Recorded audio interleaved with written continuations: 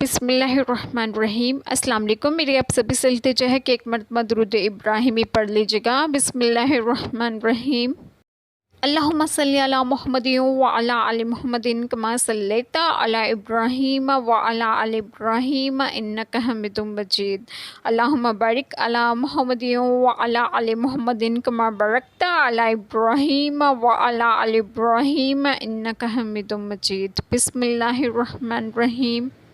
اگر خیرات اعلانیہ دو تو وہ کیا ہی اچھی بات ہے، اور اگر چھپا کر فقیروں کو دو یہ تمہارے لیے سب سے بہتر ہے، اور اس میں تمہارے کچھ گناہ گھٹیں گے اور اللہ کو تمہارے کاموں کی خبر ہے۔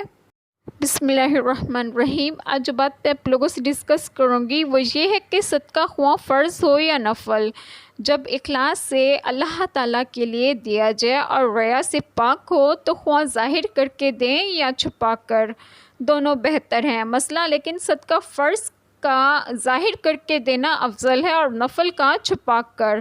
مسئلہ، اور اگر نفل کا صدقہ دینے والا دوسروں کو خیرات کی ترغیب دینے کے لیے ظاہر کر کے دے تو یہ اظہار بھی افضل ہے۔